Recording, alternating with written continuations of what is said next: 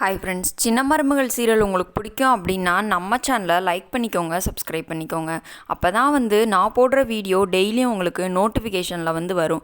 நீங்களும் எல்லா எபிசோடில் என்ன நடக்குது அப்படின்றத மிஸ் பண்ணாமல் பார்க்க முடியும். சரி வாங்க ஃப்ரெண்ட்ஸ், இன்றைக்கி சின்ன மருமகள் சீரியலில் என்ன நடக்க போகுதுன்னு பார்த்துடலாமா? வாங்க பார்க்கலாம். ஆமாங்க, இன்றைக்கி என்ன நடக்க போகுது அப்படின்னு சொல்லி பார்த்தீங்க அப்படின்னா, வளகாப்பு நல்லபடியாக நடந்து முடிஞ்சிருச்சு. நடந்து முடிஞ்சதுக்கப்புறம் நம்ம தமிழோட அம்மா அப்பா எல்லாருமே வீட்டுக்கு கிளம்பிட்டாங்க. எல்லாருமே அவங்கவுங்க வேலையை பார்க்க ஆரம்பிச்சிட்டாங்க. நைட் ஆயிடுது. நைட் ஆனதுக்கப்புறம் எல்லாருமே தூங்கிட்டுருக்காங்க.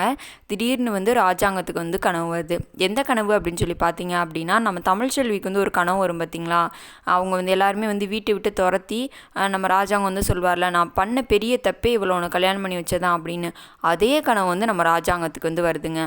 ஆமாம், இப்போ வரக்கூடிய ப்ரோமோலலாம் என்ன காட்டுறாங்கன்னா, நம்ம தமிழ்ச்செல்வியோட ஃப்ரெண்டுக்கு தமிழ்ச்செல்வி ஹெல்ப் பண்ணுற மாதிரி காட்டுறாங்கல்ல, கால் வருது இல்லையா, அந்த மாதிரி ப்ரோமோ காட்டுறாங்க. எனக்கு தெரிஞ்சு தமிழ்ச்செல்வி அதில் எதுவும் மாட்டிப்பாங்களோ அப்படின்னு சொல்லி நான் நினைக்கிறேன். நீங்கள் என்ன நினைக்கிறீங்க அப்படின்றது கமெண்ட் பாக்ஸில் கமெண்ட் பண்ணுங்கள். அதுக்கப்புறம் என்ன நடக்குதுன்னா, அவர் பயந்து போய் டக்குன்னு எந்திரிக்கிறாரு. எந்திரிச்சோன்னா மோகனா என்ன பண்ணாங்கன்னா, என்னங்க என்ன ஆச்சு, நெஞ்சு எதுவும் வலிக்குதா செய்தா, டாக்டர்கிட்ட போகலாமா அப்படின்னு சொல்லி கேட்குறாங்க.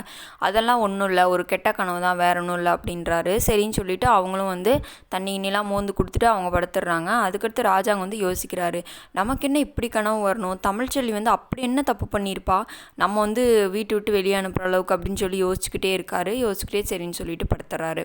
அப்புறம் காலையில் விடியுது. தமிழ்ச்செல்விக்கு நம்ம மலர், அதுக்கடுத்து தனம், மோகனா எல்லாருமே சமைச்செல்லாம் போட்டு சாப்பிட வச்சுட்ருக்காங்க.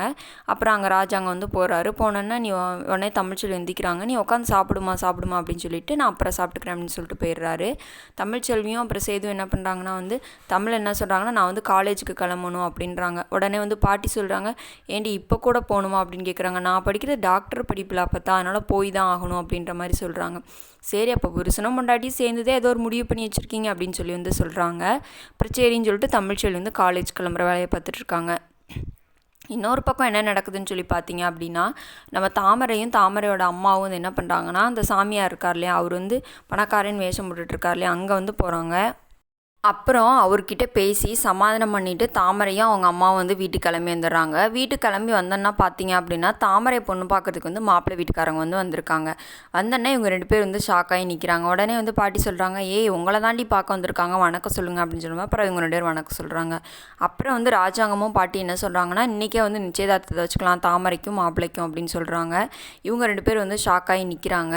இன்றைக்கி நிச்சயதார்த்தம் நாளைக்கு எபிசோடில் நடக்கும். இன்னும் தாமரை அது ஏதாவது கெடுத்து விட்றாங்களா செய்கிறாங்களா அப்படின்னு சொல்லி நம்ம பொறுத்து இருந்து தான் ஃப்ரெண்ட்ஸ் பார்க்கணும். இன்றைக்கான எபிசோடில் இதான் ஃப்ரெண்ட்ஸ் நடந்துச்சு. மேலும் நாளைக்கு புது எபிசோடில் வேறு ஒரு சூப்பரான கதைக்களத்தோடு நான் உங்களை மீட் பண்ணுறேன். Bye friends.